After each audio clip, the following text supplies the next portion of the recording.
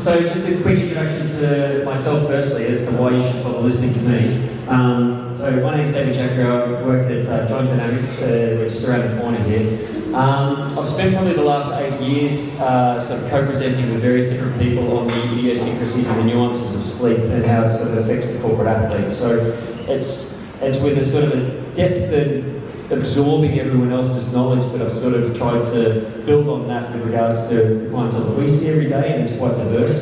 But effectively what we're looking to do today is draw on the experiences of 3 experts of various different sort of modalities and understanding of the sleep space to allow everyone to sort of dig a little bit deeper than the surface of what most of you can Google or sort of research, or effectively where the rubber hits the road of the knowledge and the application of sleep and sleep science. And so I won't waste too much of your time listening to me. What I'd like to say is thank you very much, 1880. Obviously what you're doing here is quite amazing. You know, the 4 floors that they're going to launch quite soon, and obviously 1880 Social, which is tonight's event, sort of bringing the people of this community in to listen more about topics that are of interest to the corporate athlete, which is very applicable obviously to the personnel here. So thanks very much for hosting us, and this should be good fun.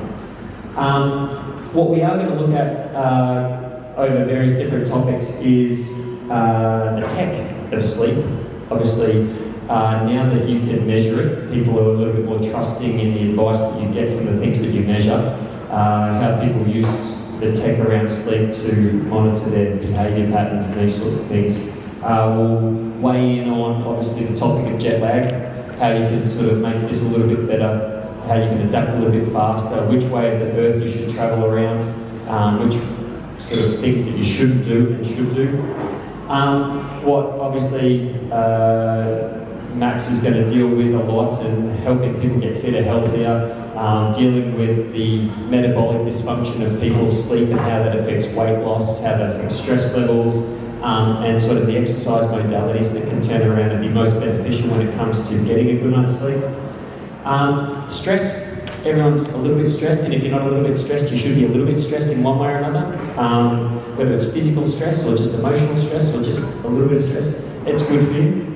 Obviously, how to deal with sleep ecosystems, how to set yourself up in the best possible way that you can set yourself up to get the greatest benefit that you can with the time that you have. You know, obviously there's an unlimited amount of information that people can get, but the one thing that we do have is limited time on a day. None of us have 25 hours, as much as we love it. So it's about going, how can we create an ecosystem that supports that sleep journey as best we can. And obviously much, much more. I'd like everyone to sort of be as interactive as possible. So if there's an itch that you want to scratch with regards to a conversation that you want to have, please shout out loud, put your hand up, because I think that we can be quite intimate with regards to the conversation, and I'm sure that you're asking questions that other people might want to ask as well. So please don't be afraid to sort of put your hand up, and I'll come out into the audience with the microphone so that you can sort of grill our panellists as well. But enough about that, let me introduce our panellists.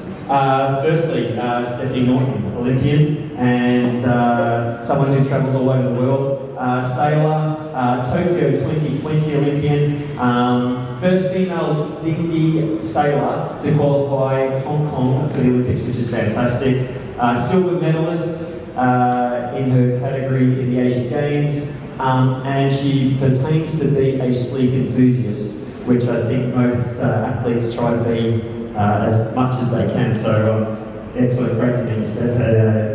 And we look forward to hearing about your sleep patterns and how well you do it, potentially. Next, I'd like to introduce Ashley Worne. Ash is the managing director of a company called REVIV, which is a global leader in preventative nutrition and genetics and effective IV treatment. And so he has technology and licensing at a company that's more than 120 strong around the world in various different countries, and everything from helping you recover from a hangover via an intravenous drip to testing your genetic predisposition to certain stimulus. And so the epigenetic responses to the studies of which Ash's company look at is quite insightful, and it's getting further validity as more people study it, and you've got a greater longitudinal data that's sort of coming out every single day. So I'll be really interested to hear what Ashley's got to say about how he applies that genetic and epigenetics and nutritional advice to benefit the everyday person.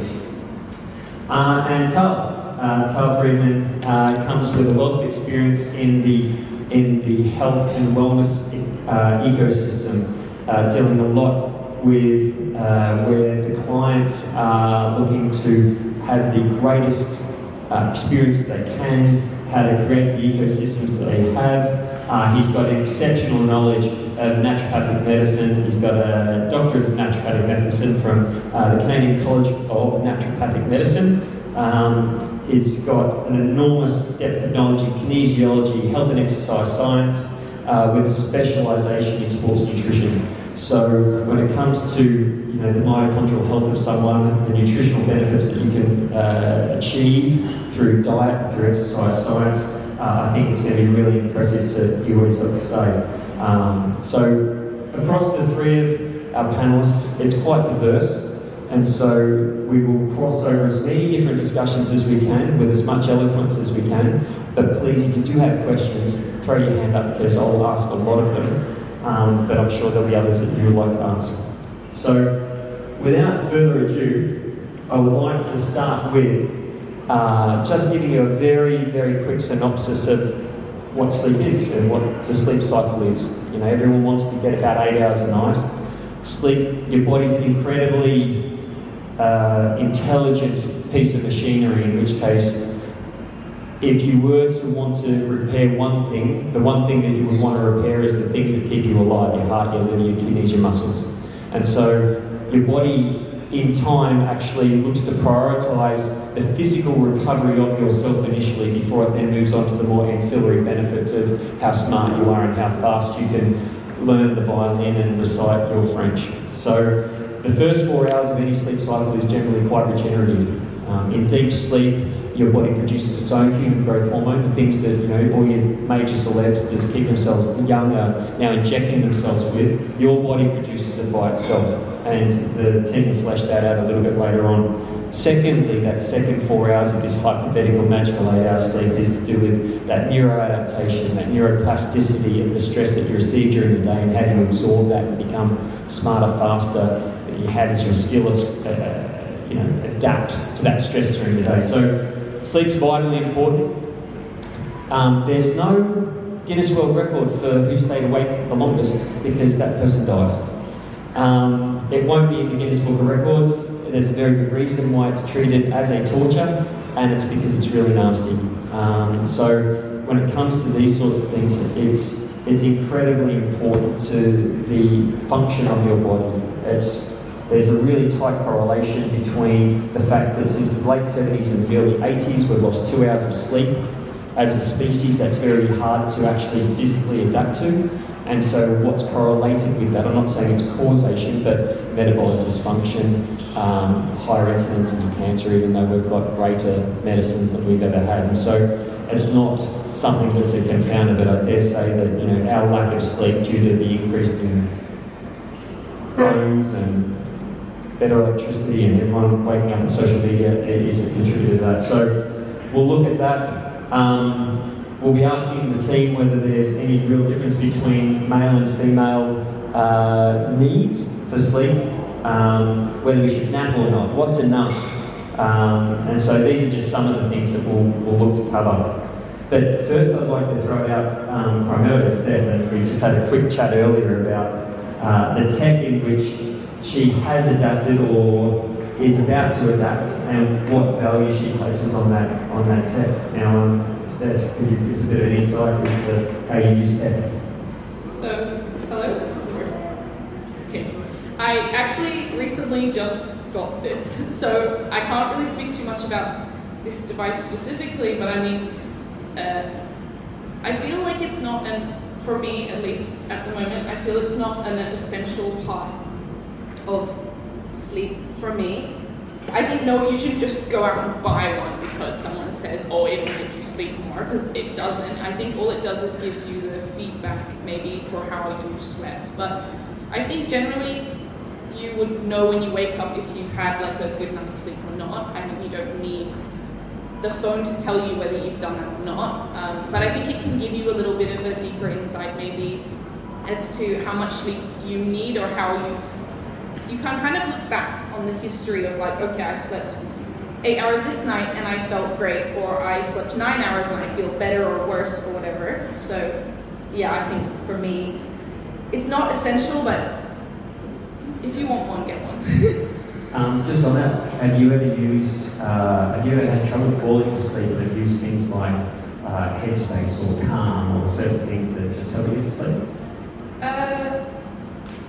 I do sometimes when I'm really stressed with a regatta, like if it's the last day and it's really important. For me, I think I like the sound. I don't know what they're called, like the really gentle white noise kind of thing. I really like that. I find that it helps me focus on something that maybe isn't in my own head. I'm not thinking about what's happening the next day. I'm too busy focused on the sounds maybe. So I like that aspect. But Very cool. Ash, can you give us a bit of insight into what your take is on tech and how you and your company actually apply that? Yes, I think this is good.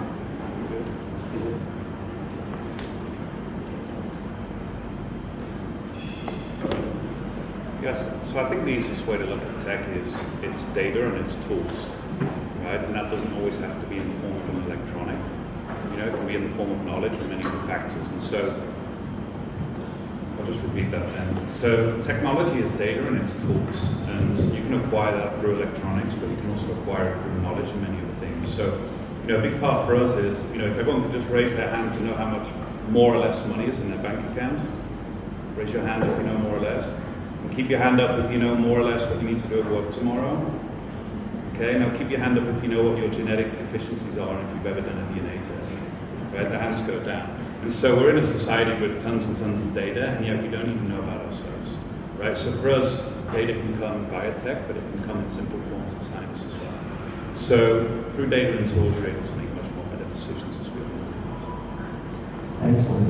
Thanks for that. Now, Tara, can you, having sort of a more nutritional base and the exercise science that you've studied, how have you applied tech, whether it be through Apple Watches or through self-diagnosis, and how important do you think it is? I think the tech is really interesting and it's a lot of fun for a lot of people. It's much more easily accessible now than it's ever been. It's relatively cheap. We all have phones. A lot of us wear Apple Watches or watches of some sort. I think what was mentioned a couple of times was that there's an enormous amount of information you can get from all tech, right? Heart rate variability or continuous glucose monitoring, how well you're sleeping, and all this stuff. The important thing for people to understand is what's actionable. It's great if I get all of this information spit back at me. What am I going to do about it? You need to have a plan, or you need to figure out what's more important to you. And it takes a bit of time to act on it. I think we were speaking earlier. First you get one of these devices and you look at a few days worth of information and it's very overwhelming. But if you can start to see patterns, like if I drink coffee at 6 p.m. every day, every single one of those nights I sleep like crap. Or I have one drink, I sleep okay. I have 3 whiskeys, sleep like crap, right? So it's insightful to know, but then you have to be actionable about the information you're getting back from the devices. That's the important. Yeah, that's right. Yeah, just on that, who has an Apple Watch and who looks at their sleep now? So put your hand up if you even bother looking at your sleep. So very few people, yeah, so what you're finding is, more than half of the audience actually don't know. And so now that you could know, it's a case of going, knowledge is power and how do I tweak things?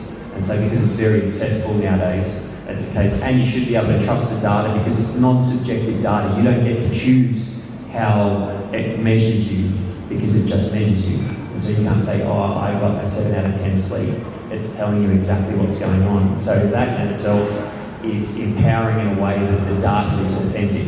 Now, I was talking to Steph during the discovery call a couple of weeks ago, and we're talking about certain people who hate the data because if it tells them something bad, it inhibits their performance the next day, they get anxious. And so we'll have high performance athletes who will turn up and their number's red, and so it'll terrify them in the fact that, you know, I can't perform today because I'm red.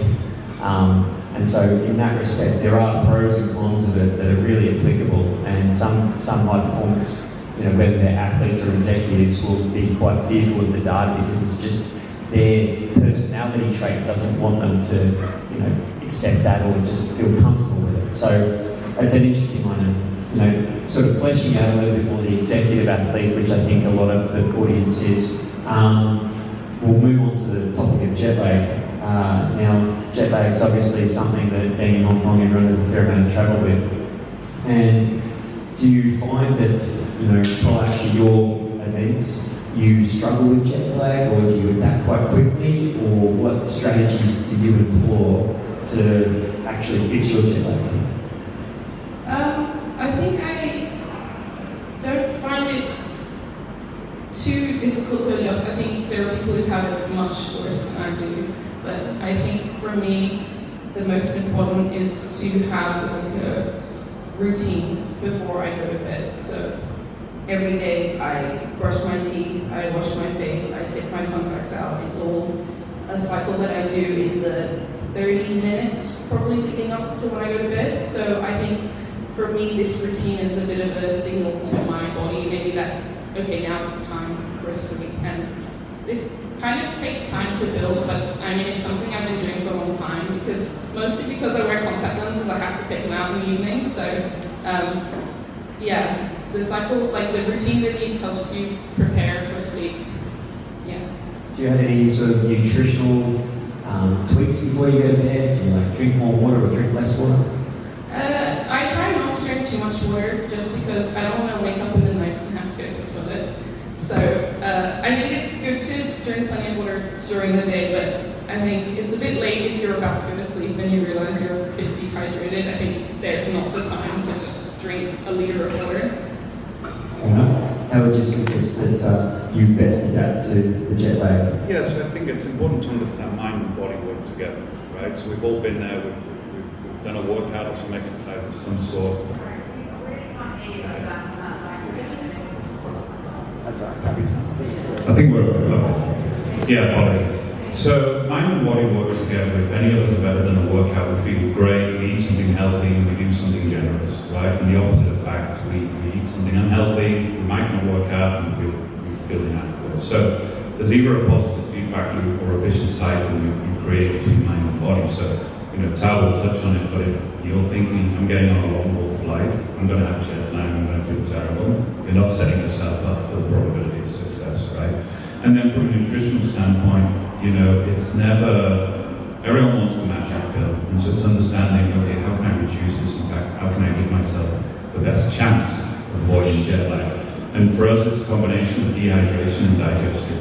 So whenever you feel dehydrated, it's always the 24 hours prior. So it's great to then down, you know, a glass of water because you're dehydrated, but it's the 24 hours prior lack of fluids that's put you in that state. And so when you're flying, it dehydrates the body quicker. So, I mean, we give out IVs, right, a liter of fluid before flying. But, you know, if you're drinking sufficient water beforehand, again, you're giving yourself the best chance of success.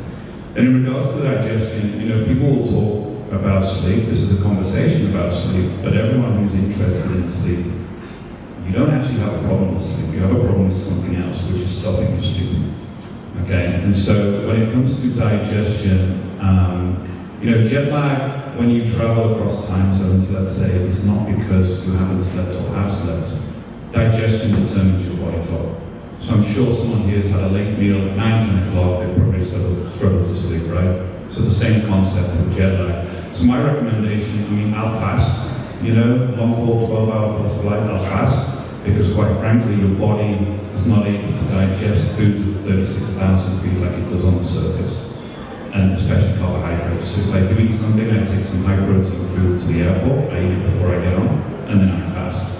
And then in regards to travel time, so let's say I cross time zone, Hong Kong to Europe, 12 hours, 7 hours difference, right?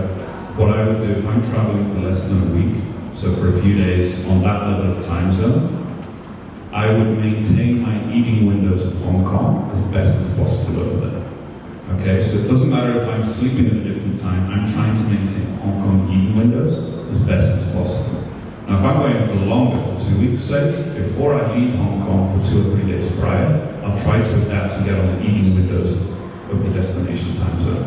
And we found that those two combinations give you the best probability of success that a lot of people might not have considered. That's excellent insight. There's a lot of studies now to do with when you might go to the toilet in the morning, and it goes really well with exactly that point. So the studies overwhelmingly support your point of view, which is really the anecdotal evidence. The rubber hits the road on this one, for sure. So can you? Yeah, the eating windows and fasting actually really interesting. I also find that fasting works really well. Right, all of these systems are tied together. They're not individual components for one person. And also, if it's multiple time zones and you're traveling for an extended period of time, I do find that trying to get your body to adapt before you end up on the plane is helpful. You'll notice on a lot of long-haul flights, the lighting systems in the plane, they're set to like the day and night time of the place that you're traveling to, right? It might be sunny, but they'll turn off all the lights and ask everybody to close the windows because they're trying to get you to adapt ahead of time. And so a lot of people think that just popping in the melatonin and you're good, right? Like the jet lag's over like this. But if you think about it, you want to start popping that melatonin when it's nighttime at the destination to try to get your clock to set up that way. So I agree a lot with what was said, and then preparing in advance. Don't just think that you can deal with jet lag when you show up. Right? You're asking for trouble.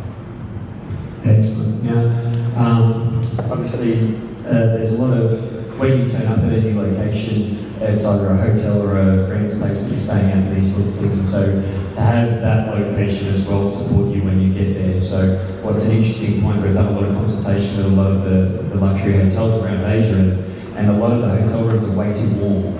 The ideal, believe it or not, temperature of a room would be about 18 degrees Celsius, which is very, very cold for most people. So if you're looking for the sweet spot when you get into your hotel room and you want to go to sleep, you want to turn it down to like as cold as you can. And so then you would have potentially a very hot shower before you went to bed, because your body's going to send the blood from its core to your extremities. And then when you get into that cold room, that blood supply goes back to your core, which then effectively synthesizes greater melatonin production. So that hot shower and cold room, when you get into that hotel room, or when you arrive at your friend's house, works quite well. I think I just add, Stephanie has great sleep because she tells her body it's time to go to sleep. There's a set routine. I brush my teeth, not necessarily at the same time of day, but the action is consistent. So that wind down in the evening is important for people. So when you're traveling, like you've mentioned, you're in a new setting. So the key is how best can I maintain my wind down session to ensure that the body knows that it's time to sleep. So I have my own pillow. It weighs half my suitcase, it takes half the space, but I take it with me. And so, that's just these little comforts that you're able to understand yourself, what works best for yourself. And a lot of it is trial and error. But if you remember back to the good times and then you apply that when you travel as well, it should be good. That's a luxury, taking your pillow with you. That's dedication. Hey, that's all of you. Hey, you're not ever traveling with me. Never, ever. That's great knowledge, and obviously the Pavlovian response that your body has when you get that sick is quite functional. Moving along to how people are staying healthy and wanting to be more metabolically functional and just have greater amounts of energy, we're going to move on to the topic of sort of weight loss and exercise. And so I might reverse the polarity on this, and I might start with Tal with regards to it, and in particular. How should someone pair better nutrition with better sleep? And sort of how do you personally see the trends of diets evolving to support sleep? So, diet in and of itself is a huge topic, and there isn't one thing that applies to everybody. I think the only blanket statement when it really comes to nutrition and sleep is probably just eating close to bed. Right? Generally speaking, you don't want to ramp up all of your digestive systems and send all your blood flow down to your gut. so close to bedtime. Is there feedback? Sorry. Okay. Thanks. So yeah, so having said that, I think that's probably the only blanket statement that I can make in that sense. Nutritionally, we were speaking earlier, there are some specific foods that could help. But again, I usually start to attack things from a higher level than start to make really specific, fine adjustments, like this specific food will make you sleep better. I usually start from a slightly higher perspective. Yeah, that's kind of it. I think everything else is personalized. I'm sure we'll talk about genetic testing and the like as well, but just because something works for one person doesn't mean you can kind of apply it to everybody. Yeah, maybe we can circle back. Yeah, certainly. So, like Ash, obviously, you must have people that just want you to solve their problems and say, okay, please don't solve my problems. Do you have an IV that is a sleep IV? Fortunately, Hong Kong does not allow CBD, but in many countries we have CBD IVs, amongst other things. But you know, there's key nutrients that everyone knows here, magnesium and things like that we can include. But you know, to just answer the question of weight loss, nutrition, sleep, personalized versus not, you know, there's a couple of examples, right? And that's, it doesn't matter if you try keto diet, vegetarian diet, plant diet, pescatarian, carnivore, doesn't matter which diet you try, people have had success with that across the board. And that's because there's one thing in common. They've cut out refined sugar, processed foods, refined carbohydrates, right? So you can have a baseline success by doing the basics. But when it comes to personalized, you know, if you test someone's genetics, to give you the same example, everyone's got that friend that it doesn't matter what they eat, they don't put on weight. Okay? And it might be that their genetics, carbohydrates is better than their form, than proteins or fats. And so that's when you can take it to the next level, when you can get personalized. And to wrap it all up with those two body examples, there's a mind example, which, on the other hand, everyone's got that friend who's on their 6th diet and they still haven't lost weight. Well, there's a common denominator here, and it's not the diet. Yeah, good point. Now, Steph, obviously, you know, you're under the spotlight and your coaches, the SI, these sorts of things, they like demand a certain level of performance. And so, is there a specific diet that you potentially not necessarily recommend to anyone, because as we all know, everyone's a little bit different, but what do you think works for you best leading up to an event, during an event, and recovering from an event? Do you have sort of a tailor-made solution that effectively your diet and supports your sleep, which supports your recovery?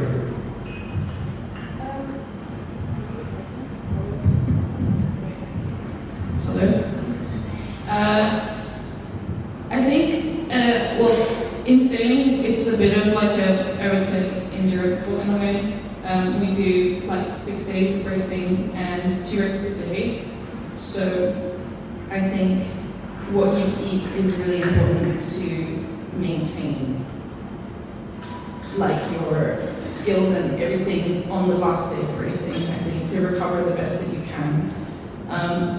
I think it's sometimes difficult when you're traveling a lot to have like the same diet, because when you're in different countries, you know, sometimes you're in a hotel and you don't have access to a kitchen and stuff.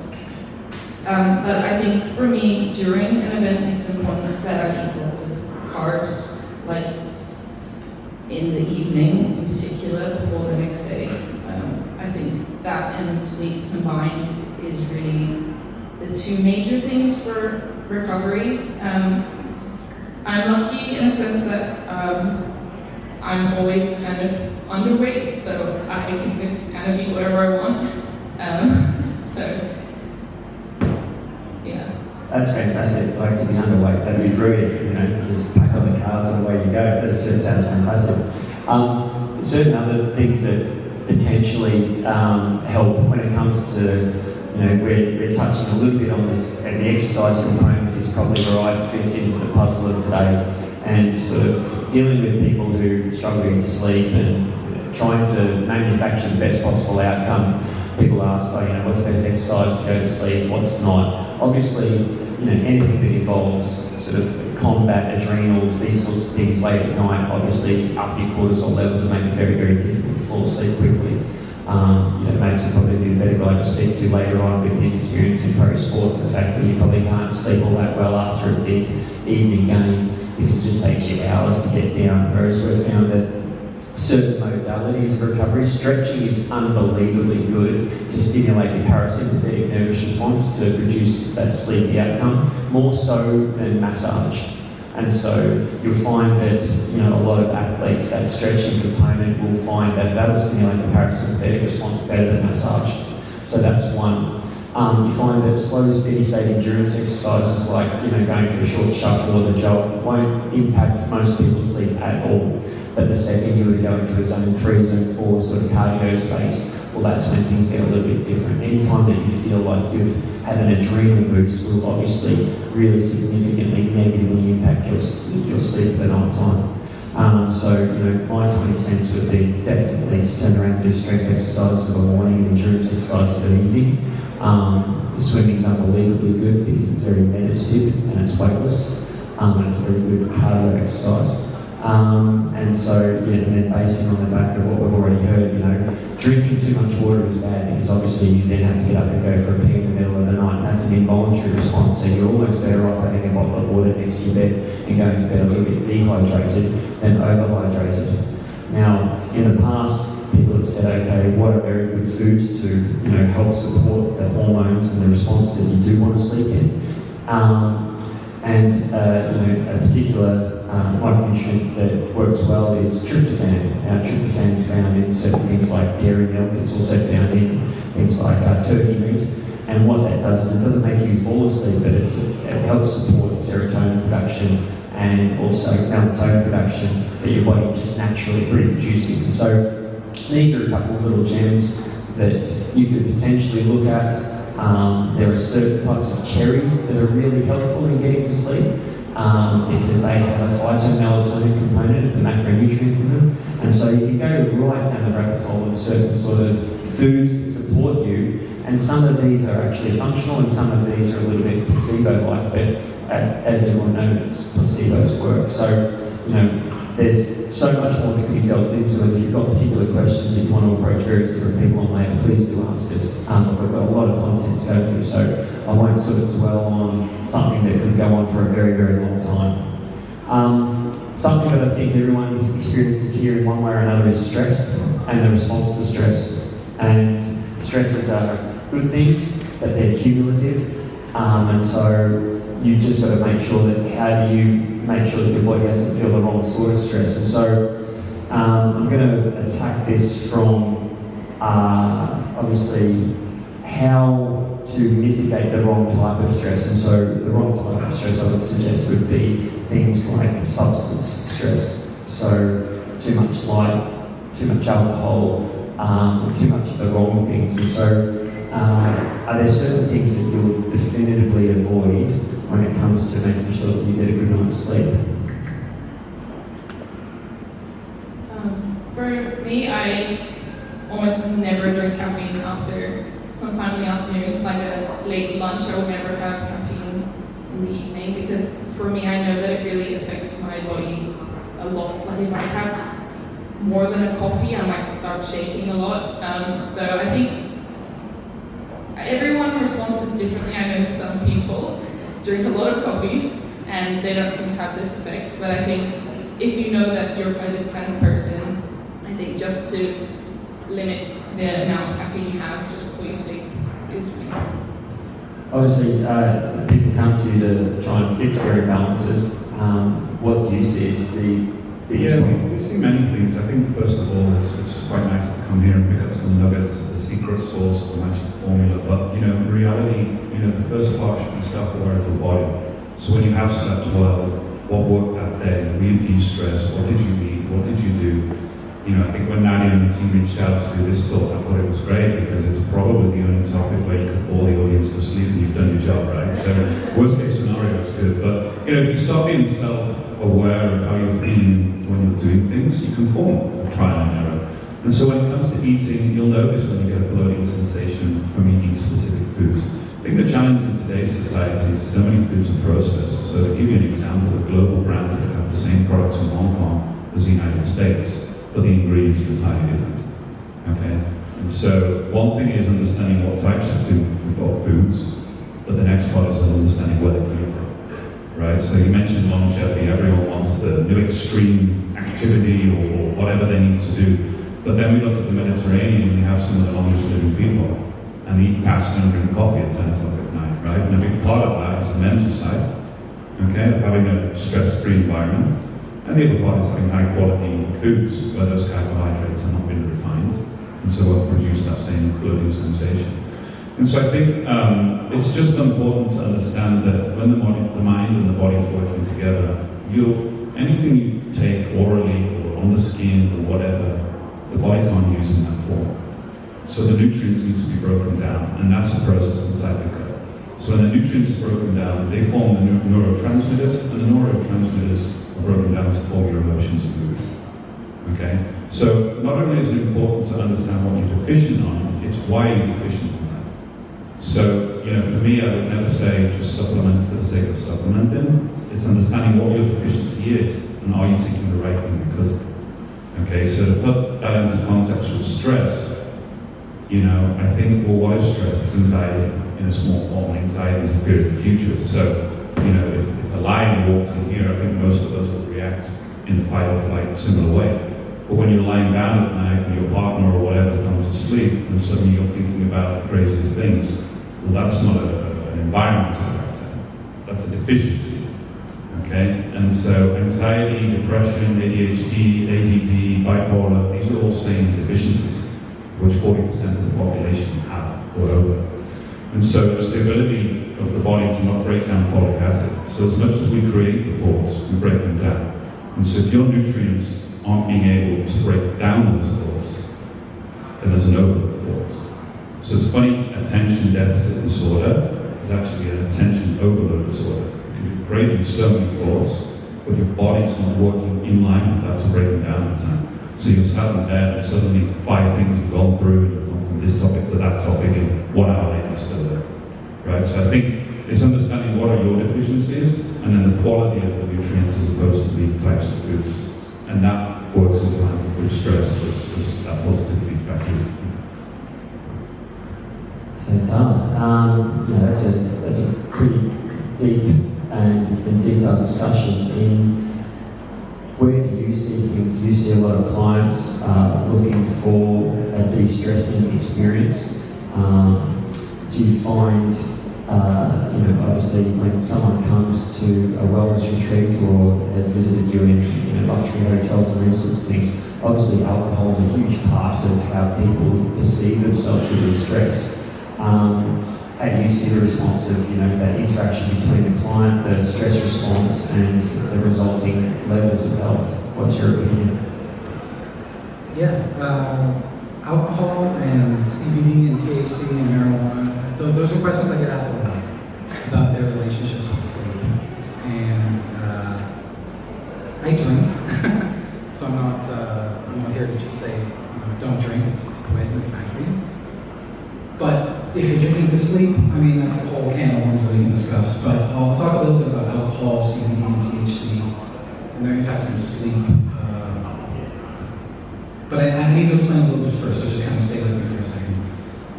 Everybody's heard about sleep phases, like REM sleep and deep sleep, or beta waves, or there's different phases of sleep, right?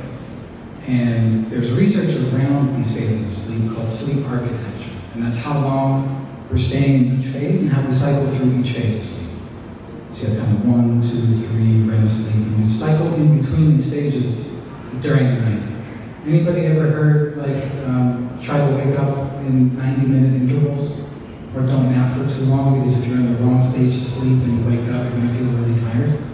So there is some kind of structure to how we're cycling through these phases, right? Now, alcohol, CBD, THC, Norton CBD, and sleeping medications like Ambien, if anybody's heard of Ambien. The deleterious effects of those things are that they interrupt the stages, how long we're spending in each stage of sleep. So they influence sleep architecture. And there's research around screwing up that sleep architecture over long periods of time, not just one heavy night of drinking, but for long periods of time, whether it's sleeping meds or regular chronic alcohol abuse or drug abuse, for that matter, with early onset dementia, Alzheimer's, stuff like that. So having a glass of wine to unwind once in a while, probably fine. Having a couple of glasses every single day to get you to sleep is a problem, for sure. Same with THC, same with sleeping medications. So that's kind of my take around that one. So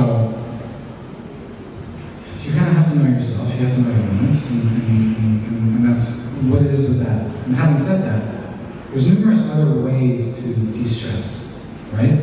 It's something I hear a lot, and something I think that a lot of people go through is, your head hits the pillow, and your brain goes nuts, right? You think about everything that happened today, what you have going on tomorrow, and everything kind of comes up as your head hits the pillow when you go to bed at night. And I think a lot of us might sit there and kind of doom scroll, or drink, or do whatever it is until you're tired enough to just actually fall asleep. And I think that part of that is that we're not giving our minds any undistracted time during the day to kind of sort through all of the stuff that happened that day, right? Memory formation happens when we sleep. And I think that part of that, our brains go crazy before we sleep, is that we're trying to sort out what's important and what isn't important, and connect it to all the ways that we understand the world and what we have going on tomorrow, or things that happened in the past. We put things in context, right? That's how memory works. Whether it's a sensory thing, a smell, a sound, something you saw, how it relates to previous jobs you've had, or previous work you've done, or things that are coming up in the future, right? But if you're anything like me, you wake up, you bust the phone out because you're checking emails, because you know people all over the world, or you're catching up on messages, you jump in the shower, you have earbuds in on the way to work, and you're at work, and you're super busy all day. You get home, you're still on the phone, you watch Netflix, you go to bed. You put your phone away, and that's the first time all day that your brain has been completely undistracted, and so it's deciding to do all the stuff it's going to do anyway before you go to sleep. So I find that one of the best ways to try to deal with that kind of anxiety, overthinking, overload at night is to just have some undistracted time during the day to just do a plan time. And for me, it was just pen and pencil actually planning out my next day. I still might have a journal later, that's fine, right? But I do find that the days where I kind of dump all that crap out onto paper, I fall asleep quicker and I tend to stay asleep a bit simpler. So that's kind of my 2 cents on stress and drinking and the like. We spoke about this in the Discovery Report. There's fantastic studies now for obviously having softer lighting and these sorts of things in your bedroom so that you're not getting that bright light before you're trying to go to sleep. But more interestingly is if you had a pencil per se and a piece of paper next to your bed, even more so than a pen, that tactile function of actually downloading what's in your brain with a pencil onto a piece of paper actually is more effective in downloading some of those brain waves into those stages of relaxation. And so it's pointless having your phone next to your bed, picking it up and making notes on your phone about what you should do the next day, because all you're doing is just like sticking that blue light back in your eyes, and which then just obviously acts as that, inhibits the melatonin, and it is the neurotransmitter of fatigue sort of thing. Your brain wants to receive those messages, and the hypothalamic response of your brain wants to send you to sleep. But if you create that breach in that neurotransmission of melatonin, well, then you're in trouble. Now, something that's very like an analogy around the stress component. Now, we talk about stress being, there can be emotional stress, physical stress, food stress, light stress, pollution stress. And so, conceptualize your day as a bucket. And you're saying that in this bucket every day you're pouring a little bit of this stress in. And during the day your bucket gets very full. Okay? And then at the end of the day, the metaphoric sponge that is going to soak up all this stress is sleep. Now, if your sponge is not big enough, well, then you have residual stress in your bucket, and that then presents itself in inflammation, compromised immune systems, an unregulated digestive tract, which then turns around and messes with the stages of the sleep that you go into. And so, it is ultimately a very simple version of how to maintain a healthy life, and it is free. And it doesn't take anything else but discipline, but at the same time, that digital curfew of turning it off at 9 o'clock, making sure that you have the regular sleep patterns, making sure that you don't do the things that you know are bad for you, And we see it in our executives all the time. It's just a discipline argument. And so, how do you create that behavioural contextual change? Sometimes it's measuring that you're doing the right thing and being reinforced that you're doing the right thing.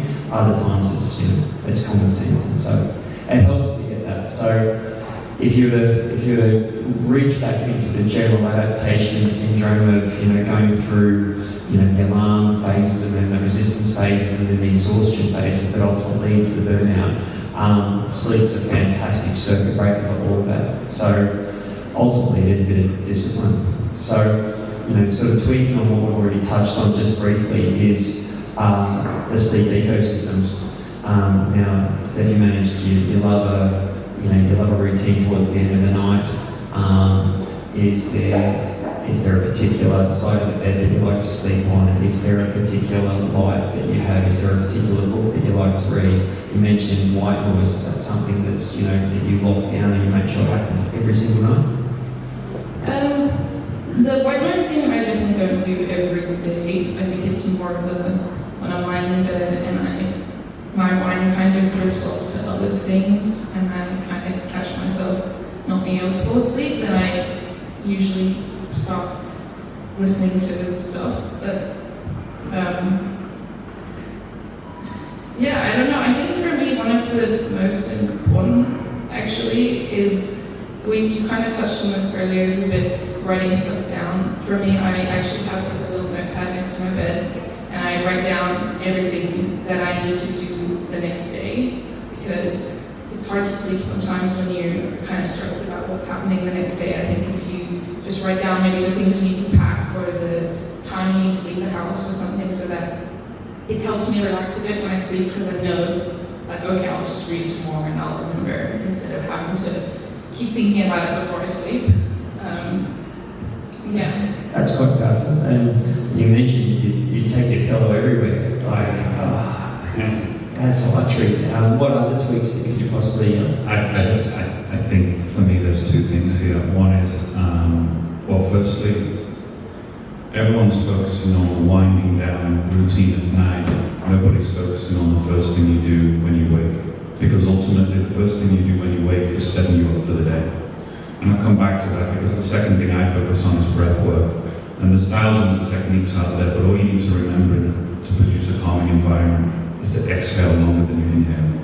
And that's it. So if you inhale for 4 seconds, it doesn't matter if the exhale is 5, 6, 7, 8, 9. A few of those and you'll feel a calming environment. Something I do sporadically throughout the day, if there's ever a level of stress, is to just do one breath in through the nose to the max, and you'll realize that holding that, you're able to go higher.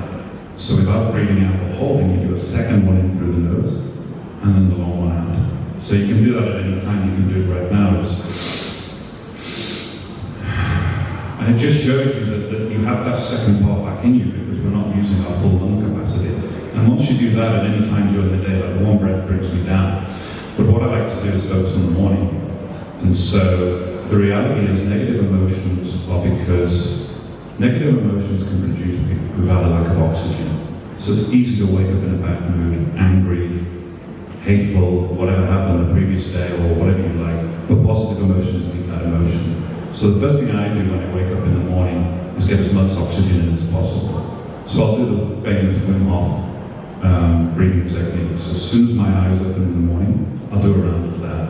And for me, it's impossible to then be in a bad mood for that morning and a big part of the day.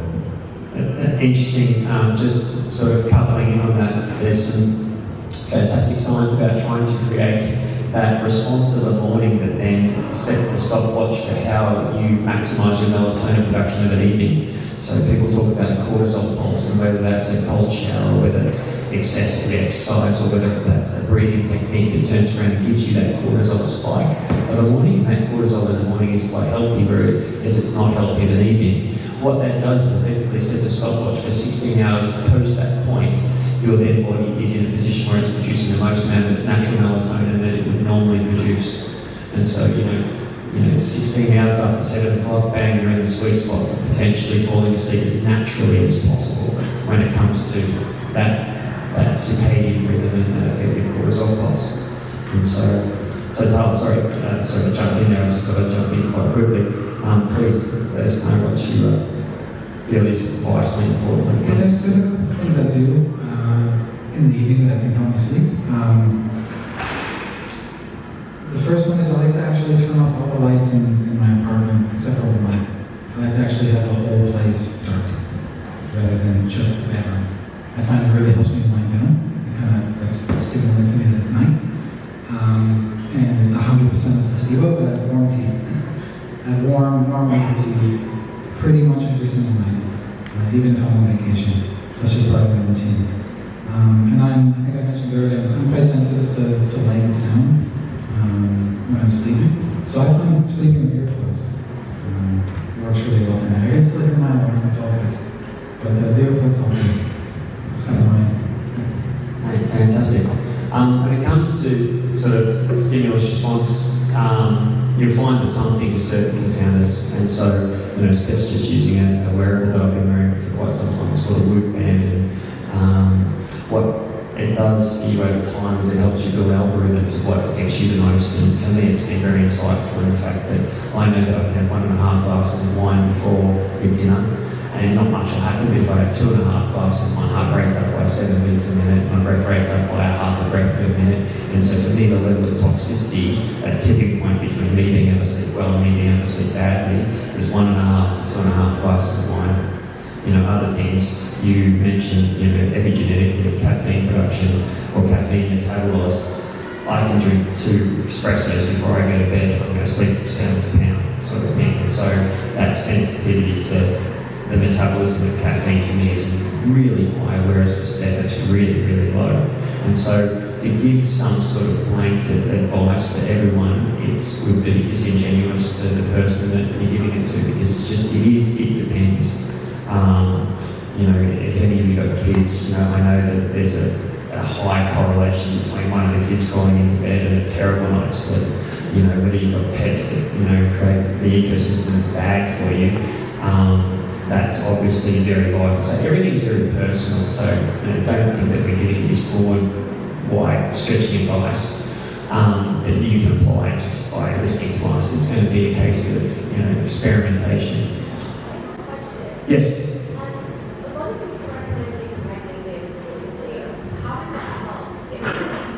Magnesium, good topic. Would you like to answer magnesium? Taking magnesium before you go to sleep. Yeah, there's a lot of supplements out there that most people will benefit from it's effectively relaxing the body, so the likes of magnesium and so on. But again, if I go back, your problem is not with sleep, it's with something else. And so 40% of the population, they're not able to break down, they benefit from many of the different types of supplements. And depending on other gene deficiencies, it might be methylfolate, L-methionine, SAMe, trimethylglycine. It just depends on what that deficiency is. So magnesium and all these things help relax the body, so it helps you put you in that state, the same as all the non-nutritional things as well. But you really want to find a core reason for why you're awake, waking up in the night, or not waking up well in the morning. Time for a few sort of guesses and questions. And so we spoke about the different stages of sleep, stage 1, 2, 3, and deep sleep being stage 4, and these sorts of things. And so, can I get a guess on, so you talk about high performance athletes that have skill acquisition and these sorts of things. So a guy like Roger Federer, can I get a guess on how much you think Roger Federer sleeps during every day? Anyone can take a guess? Okay. 10 hours of sleep. Does anyone want to go higher than 10 hours of sleep? Yes, you want to go higher? 11? Anyone higher than 11? 12? 12.25 hours of sleep is what Roger Federer gets on a daily basis. And so, and you're not getting that in one stretch. And so just as anyone wants to turn around and go, okay, I'll get 8 hours of sleep, but then what happens is when you first go to sleep, you go deep into deep sleep, and that's when your body produces the most physical recovery it can. So he'll train, then you'll go and have high carbohydrate lunch, then you'll go for a 90-minute sleep. And now the topic of whether you sleep for 60 or 90 or 30 or whatever the case may be is very important, because you're effectively saying, okay, as you go from being awake into sort of shallow sleep, into deep sleep, into coming back up into those cycles that Tal mentioned, effectively, if you pull yourself out of sleep after an hour, you're ripping yourself out of deep sleep, in which case, if everyone's sort of fallen asleep on the couch at some stage, woken up and I felt like shit. And you drag yourself out of that deep sleep, so you're giving yourself somewhat of a jet lag during that component. So you find that a lot of these athletes, they'll wait, and they'll set their alarm clock for 90 minutes, so they'll get through that deep dip. And just as you're close to the surface, they'll wake themselves up so they don't have that ripping sensation of dragging yourself out of that deep stage 4 sleep. And it doesn't have to be someone like Federer who has wild amounts of skill acquisition and endurance. Usain Bolt, 11 3/4, and he ran for less than 10 seconds.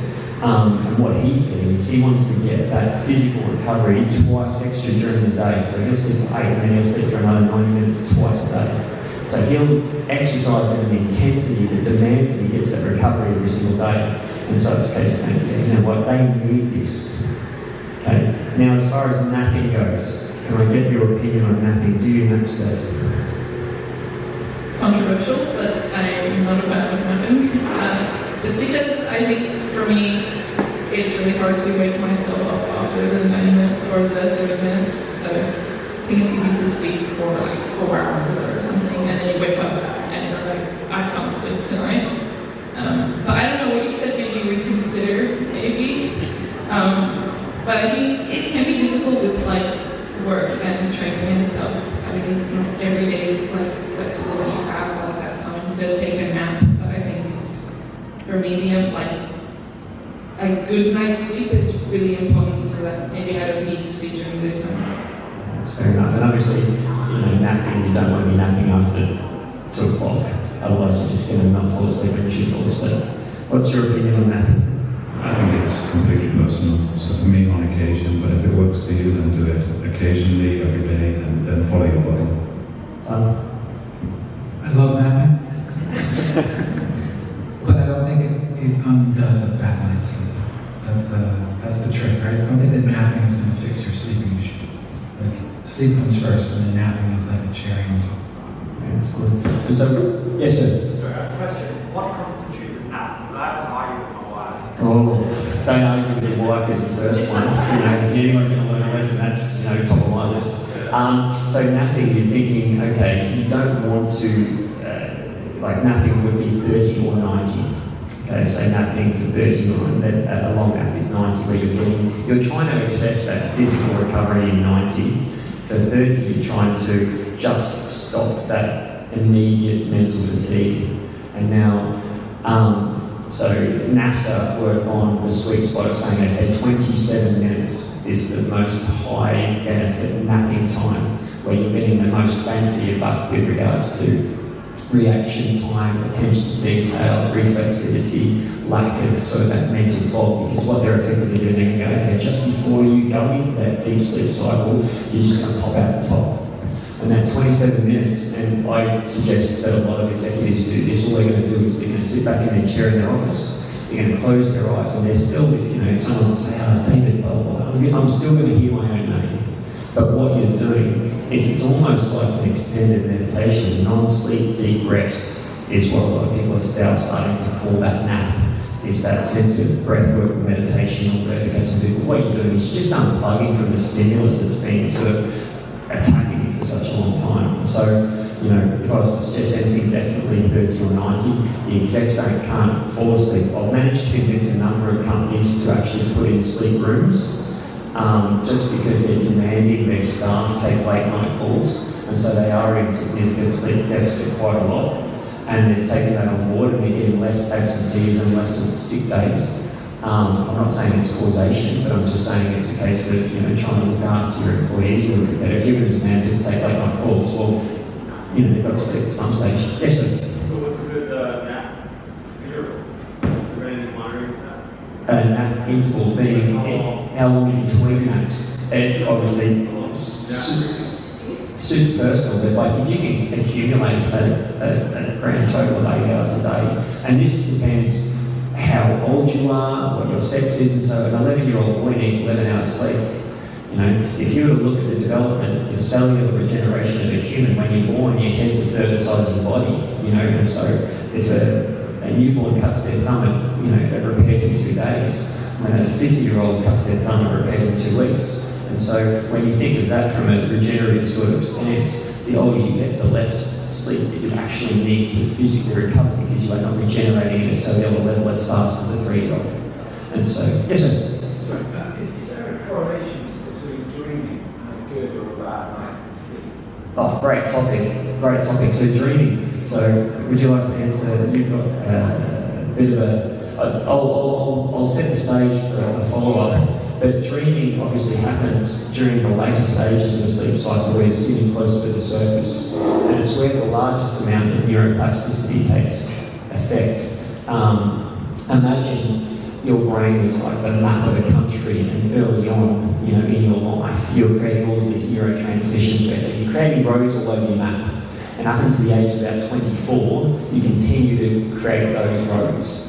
Post 24, what you do is you reduce the amount of roads, but you make them highways and then freeways and then tollways. And so your neurosynaptic pathways become bigger and more efficient sort of thing. And so when it comes to how mentally adaptive you are, it tends to happen in the second 4 hours of sleep, which means that you're closer to the surface of awake and asleep, and that's when you are neurally far more adaptive and far more active, and that's when dreaming happens. And so if you find that you're having these lucid sleeps, it would tend to suggest that you've had a pretty decent physical recovery.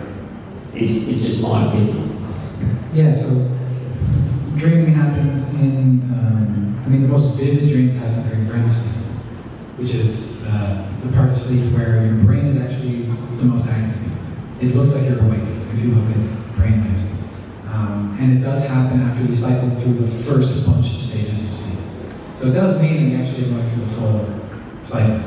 Not everybody remembers a dream, so on. But yeah, I would argue that you're having productive sleep if you're dreaming. So these are yes. I just want to talk about snoring. I mean, I think most people, dangerous topics. yeah, Snoring. it kind of like bothers Yep. a lot of people next to you, so that isn't disrupting sleep. But what about yourself? I mean, can you still have quality of sleep while you're snoring, or is it a medical condition that's something, or is it stopping the airflow to your brain?